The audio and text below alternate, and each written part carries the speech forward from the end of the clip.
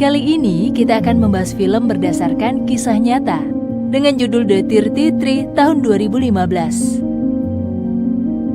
Film dramatis tentang bencana tambang Chili 2010 tersaji di film ini, di mana 33 penambang yang pergi ke tambang San Jose di Copiapo, Chili, di tengah gurun Atacama pada tanggal 5 Agustus. Dan mereka semua terjebak 700 meter di bawah tanah selama 69 hari. Hari itu mandor tambang Don Lucho melaporkan kekhawatirannya kepada pemilik tambang tentang sifat gunung yang tidak stabil, di mana tambang itu berada. Tapi kekhawatirannya tidak dihiraukan. Don Lucho yang termasuk dari 33 penambang pergi bekerja seperti biasa ke tambang. Tetapi ketidakstabilan yang dikhawatirkan itu menyebabkan keruntuhan di beberapa terowongan bawah tanah. Nah, sebelum kita masuk ke isi cerita, buat teman-teman boleh dong untuk subscribe terlebih dahulu dan aktifkan lonceng notifikasinya untuk mendapatkan video terbaru dari kami. Jika sudah, terima kasih dan langsung saja kita masuk ke isi ceritanya.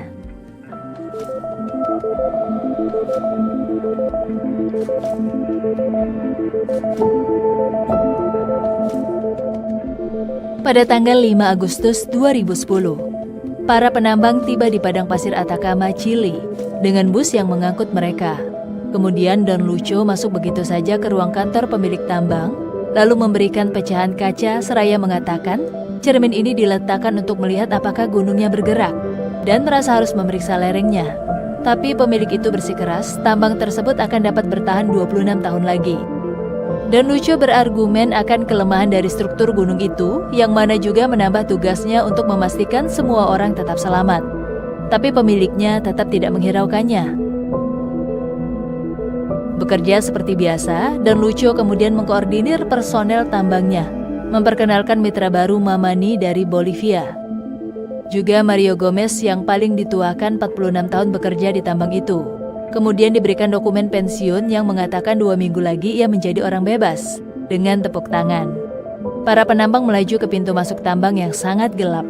Di tengah menaiki truk dengan jalur yang sangat gelap, Mamani terlihat cemas melihat ada sebuah makam dengan fotonya. Mamani mengalami nervous dan kecemasan dengan nafas yang cukup berat, sedangkan perjalanan di terowongan masih 1 jam lagi. Para penambang tiba di ruang mesin 520 meter di bawah tanah, mengambil peralatan di ruang pengungsian 700 meter di bawah tanah, lalu melakukan pengeboran dan penggalian. Seketika batu besar jatuh, mulai ada guncangan kecil, dan barang-barang berjatuhan di sekitar tambang. Semua penambang panik karena reruntuhan itu, mereka pun berteriak. Sementara Don Lucho menyerukan agar secepatnya keluar dan menuju truk. Para penambang akhirnya menaiki truk. Lobos diperintah Lucho untuk jangan ke atas karena sudah runtuh, tapi harus ke tempat penampungan. Setelah lolos dari sana, Mamani berlarian tertinggal truk. Semua berteriak agar Mamani cepat berlari dan melompat. Tetapi Mamani jatuh.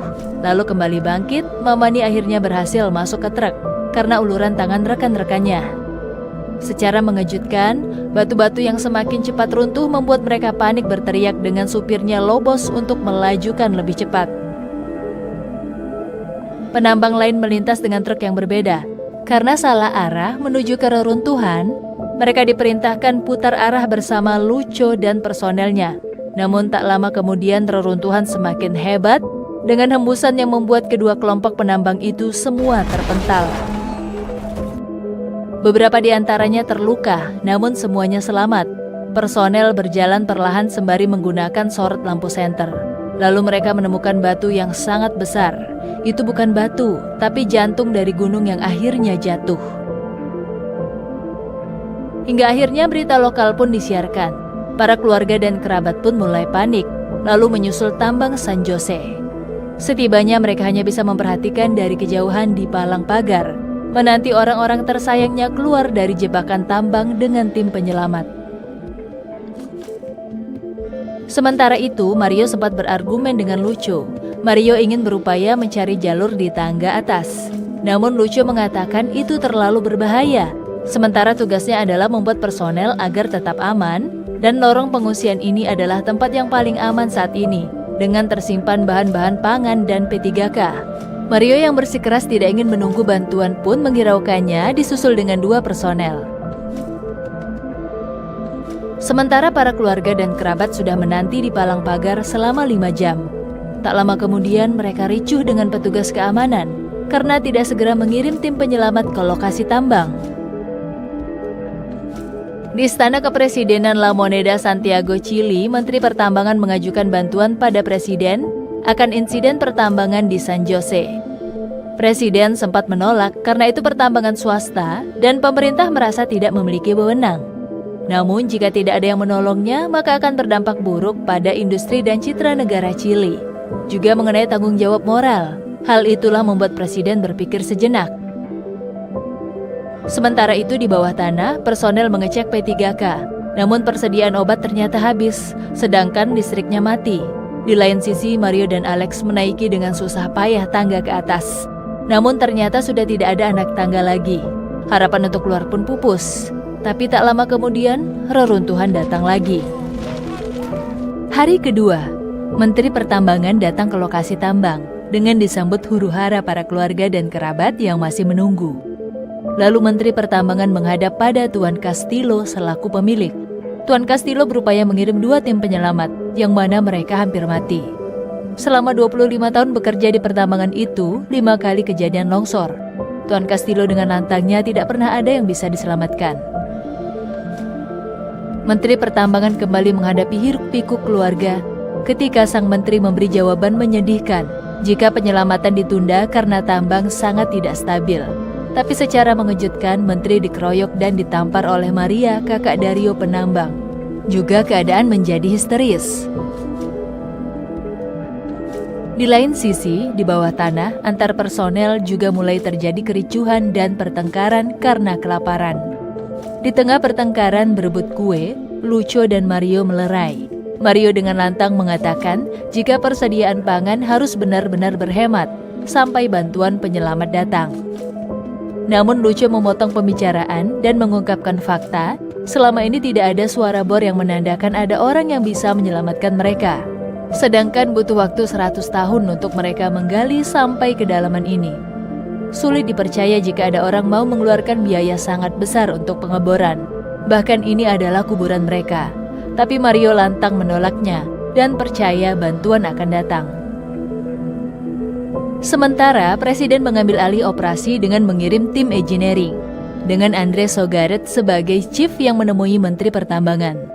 Chief Andre membacakan skemanya pada Menteri. Ada pekerja tambang 700 meter di bawah tanah, sebuah batu diorit yang sangat besar, dengan bobot 700.000, bahkan bisa lebih dari 2 kalinya, dengan ukuran 2 kali Empire Building. Waktu yang diperlukan timnya adalah 8 hari. Juga butuh banyak bor. Hari ketiga, Mario dan Lucio membagikan susu untuk 33 personel. Tentunya jumlah yang sangat sedikit, karena demi menghemat pasokan. Namun tanpa disadari mereka masih bisa bersenda gurau akan personel baru, Mamani dari Bolivia. Menteri Pertambangan dan pasukan engineering kembali datang ke lokasi. Disambut meriah oleh keluarga dan kerabat yang sudah menunggu-nunggu. Hingga mereka dan para kerabat mendirikan tenda. Hari keempat, pasukan engineering memulai misinya. Namun ada masalah jika untuk seukuran diorit kecil saja, sangatlah keras untuk dihancurkan. Sehingga harapannya kecil, kecuali jika mengebor di arah lain. Di tengah operasi lain, Menteri Pertambangan menyerukan kepada para keluarga dan kerabat korban akan memberikan pasokan pangan, kesehatan, dan pendidikan di lokasi camp. Para kerabat mulai tenang. Kehidupan antar keluarga korban berjalan sebagaimana mestinya, layaknya kehidupan bertetangga di sebuah camp. Hari ke-14, di bawah tanah sana para penambang kembali berbagi minum dan kue, tentunya kadarnya yang sangat sedikit. Mereka membayangkan akan istri dan ibu mereka yang memberi hidangan kenyang dan lezat, juga memeluknya dengan cinta. Bangun dari kenyataan, mereka masih sempat bercanda dan tertawa.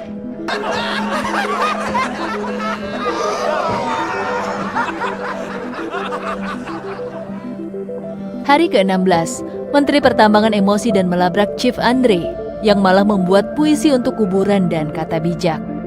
Chief Andre mengatakan agar menteri tidak lagi memberi harapan palsu lagi pada keluarga korban. Setelah segala upaya operasi yang dilakukan, sudah hari ke-16, harapannya sudah sangat kecil, dan itu adalah kuburan bagi mereka. Namun, dengan lantang Menteri mengatakan, ada banyak keluarga yang menunggu di kamp, dengan harapan dan mengandalkan penuh dirinya atas 33 orang, sedangkan manusia masih bisa bertahan hidup hingga 40 hari. Malam hari, para keluarga dan kerabat di kamp dekat pertambangan menyanyikan lagu-lagu rohani dan juga doa. Menteri yang ada di tengah acara itu diberikan sandwich oleh Maria, kakak perempuan dari Rio yang pernah menamparnya. Maria lalu mengatakan pada Menteri selama ini ia tidak belajar dari kesalahan dan meminta Menteri untuk beristirahat. Seketika pikiran Menteri terbuka. Ia menuju titik lokasi tambang. Kemudian Chief Andre menawarkan bantuannya. Menteri membuat denah dan arah bor di pasir, melalui instingnya belajar dari kesalahan. Batu yang sangat keras akan membimbing mereka. Chief Andre mulai menyadarinya. Ia menggunakan ukuran deviasi untuk upaya terakhir, agar mengerti arah batu yang besar. Hari ke-17, di bawah tanah para penambang sudah mulai lemah dan lunglai. Mereka istirahat dalam jebakan tanah yang dalam itu. Ketika akan memejamkan mata, lumpur menetes tepat di wajah. Terdengar bunyi keras, tiba-tiba bor menembus. Salah satu berteriak, ada bor.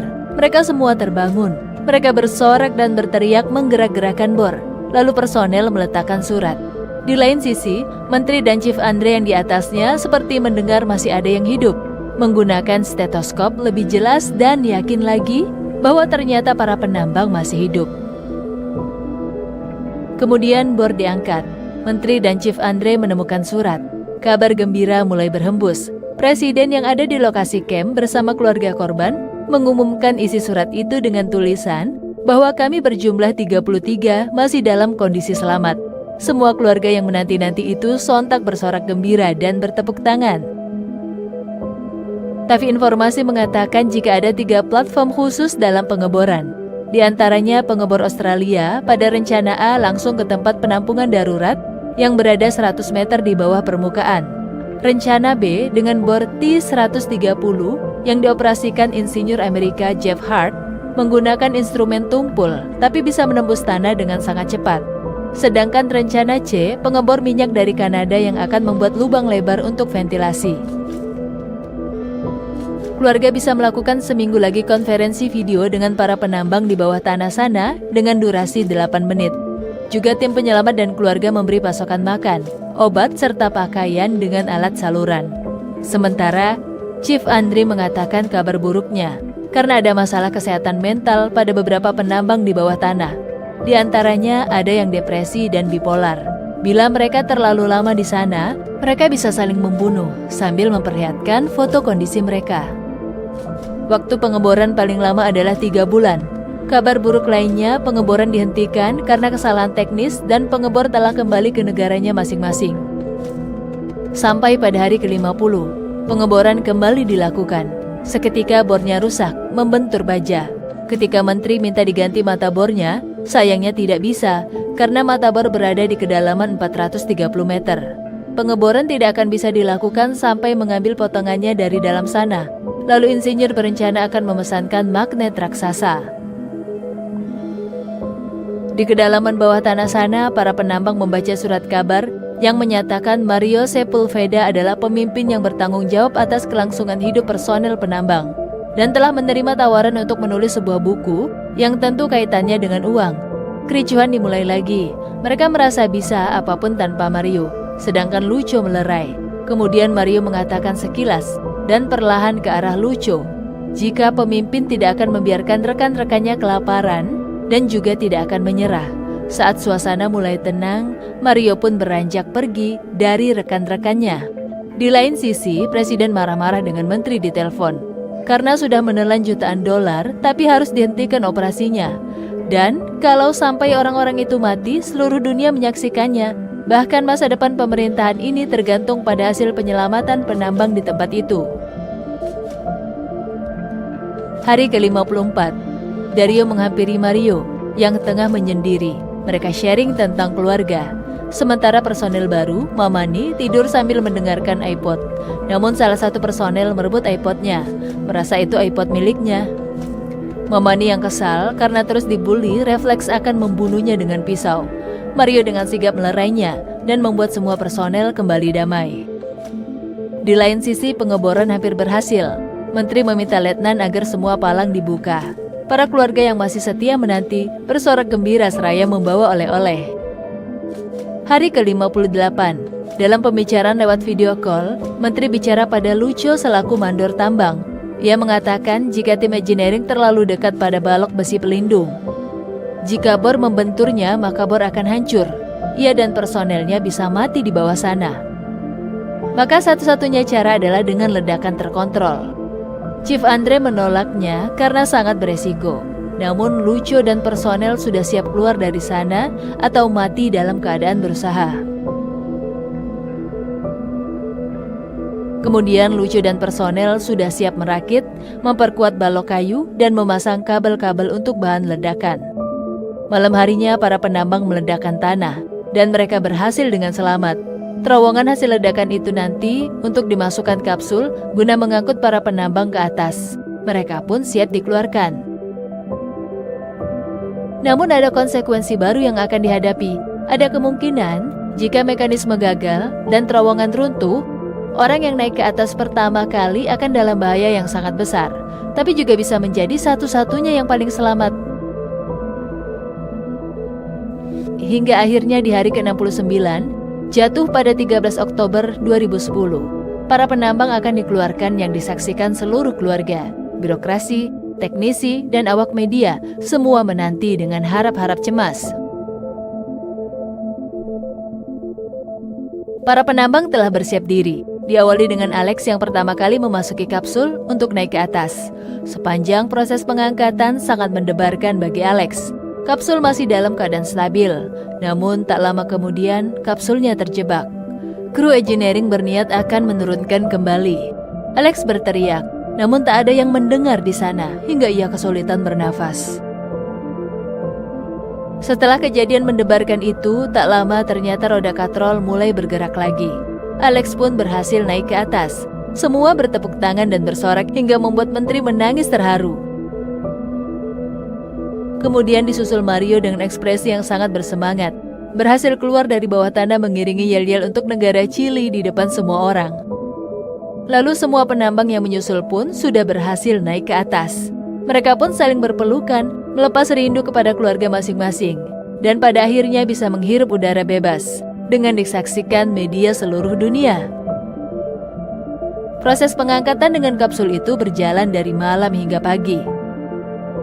Keesokan paginya tinggallah Lucio sang kepala mandor seorang diri di urutan paling belakang. Ia menangis haru melihat kenangan di tembok yang tertulis, "Di sini pernah tinggal 33 penambang, 5 Agustus 2010 hingga 13 Oktober 2010. Tak lama kemudian, kapsul datang menjemput Lucio. Ia pada akhirnya terlepas dari bebannya selama ini. 33 penambang semua selamat dari kuburan bawah tanah dan menemukan keajaibannya dengan kembali menikmati sinar matahari. Mereka semua reuni dan bernostalgia. Lalu film pun selesai.